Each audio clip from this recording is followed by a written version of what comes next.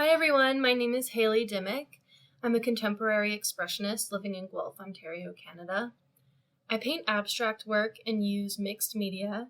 My mediums include acrylic, oil sticks, oil pastels, charcoal, ink, graphite, pencil, and sometimes more. I love abstract because it's a really great tool for self-discovery and self-expression and provides freedom to let go and follow your creative impulses. My background is actually in contemporary dance. I danced my whole life and trained at Dance Arts Institute in post-secondary. I graduated in 2020 at the beginning of the pandemic, so that led me to exploring creatively in other ways through work on canvas. I have since also danced and choreographed professionally, became a dance instructor, and taken on one of my own projects. And currently, I'm super interested in integrating the two art forms of dance and visual art and really exploring their connection. So I didn't go to art school or anything. I'm a self-taught painter other than some online workshops, which I am definitely thankful for. But my dance background has really influenced how I create art.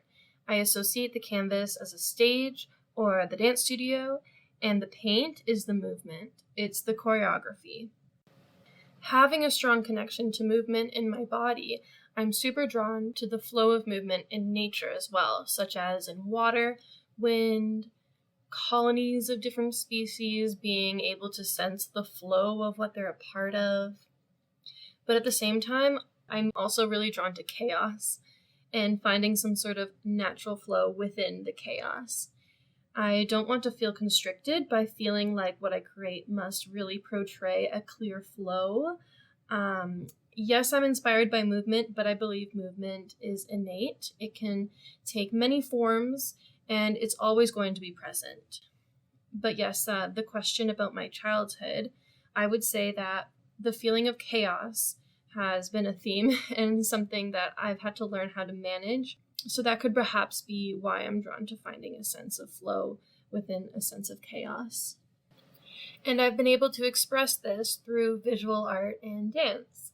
And their parallels are really interesting to me. In addition to how I view the canvas as a dance space, there's also the use of various textures and qualities that are considered in both art forms, plus so much more. And I mean, it's not just dance and visual art. These interconnections exist other places as well. Take music. Sometimes as a creative exercise, I'll listen to a piece of music and draw what the music sounds like on paper. Like super simple, usually just in lines, smooth or sharp, etc. I have synesthesia, which is associating sensory information with whatever else. So this exercise, in particular of just drawing to music, feels almost grounding for me, and it's just a quick way to connect to my self-expression. To give you a bit of more information on synesthesia, if you haven't heard of it, for me, numbers, names, months, days of the week all have colors for me, that sort of thing. And I know a lot of people have synesthesia and experience senses in different ways, so it's something I find super interesting in understanding how it influences creativity for sure. My biggest influences have probably been all of the choreographers I have worked with. To be inside of so many different creative processes is something I'm so grateful for. When working as a contemporary dancer, it's like you are the paint. You are the tools, so you literally get to be inside of and be an integral part of the creative process, which is just so cool. Witnessing so many different ways of working and exploring creativity, I've developed my own ways of working that have even translated over to my work as a painter. Even just gaining an understanding that there is not one correct way of working, and gaining an appreciation for understanding rules so that you can then break them as a conscious creative choice. It's just something that I feel I have a rich understanding of because of my dance background. When it comes to artist work I'm inspired by, I love the freedom in the work of Antonia Perricone, Ian Rayer-Smith, and Celia Lees, among many more. What I am focusing on right now multiple things. One is actually not being over-influenced and inspired by other artists.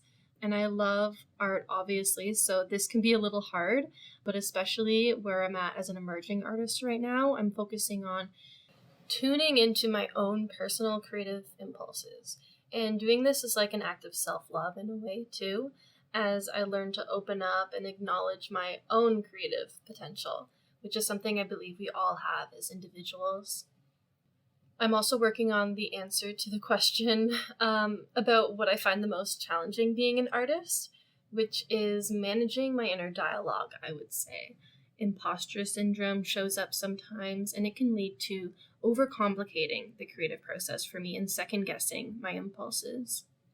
So I would say managing imposter syndrome, and I'm also working on just embracing patience. To me, this means giving permission to explore and experiment always, and not force a vision that I might have, because true magic really comes out of play and being in the moment, for sure. What advice would I give my younger self? Probably to not be so hard on myself and have more self-compassion. And because I was also an artist, as my younger self, mostly a dance artist, I would say to, in my training, respond to movement more to what I feel, and understand that the whole point of creating art is self-expression, and it's not just about advancing in technique, although for sure that helps give you a greater toolbox to use for expression, but really it's about feeling and experiencing, which is advice I am really trying to embrace now and practice through painting, and I'm finding this practice naturally has expanded to help other areas of my life, including in my dance practice. It's easier for me to find a sense of dancing for myself now, which is super cool. Alright, unconventional mediums or techniques. Sort of. I have used a variety of different tools like loofah, kitchen scrubbies, paper towel, rollers, and for mediums, I have played around with using lipstick just for fun, although I don't do it anymore because it's not exactly archival, but super fun. I've also experimented with coffee and tea, which I might actually play with more in the future. While I work, I love to listen to music. Classical or lo-fi is always a reliable go-to, although lately I've been listening to a lot of Bon Iver, I'm not sure how to, Bon Iver, Hozier, Sylvan Esso, Lord, and Bonobo. It just can't be anything that is going to overpower my focus. It rather has to help put me into that flow state, which is why I cannot listen to podcasts while I paint, although I do love podcasts.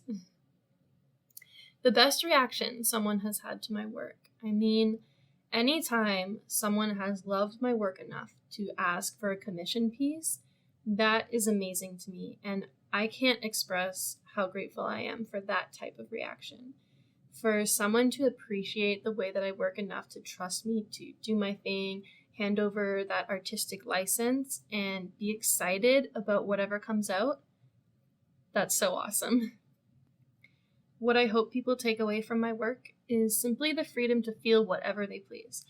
I think it's super cool that research points to observing colorful artwork as enhancing our overall well-being through dopamine release and soothing anxiety. That's what I hope my art can emit. And on top of that, the viewer is free to interpret pieces in whatever way resonates most. Certain works will stand out more than others, and I think that's great. Viewing art is such a personal thing. For upcoming events, I am currently working towards live performances that actually involve painting and dance with a company called Unwrap Theater. And that will be presented as part of their neighborhood series. That will be end of April, beginning of May. Apart from that, now this isn't until December, but I'm super excited that my work will be showcased as an exhibition with Necessary Arts Collective in Guelph. Social handle is haleydimeck.art, HALEYDIMECK.art. You can follow along in my journey there. I'll keep you posted for sure. If you've listened this whole way through, thank you so much. I really appreciate the listen. And thank you so much to Art by Artist for this platform to share about my world as an artist.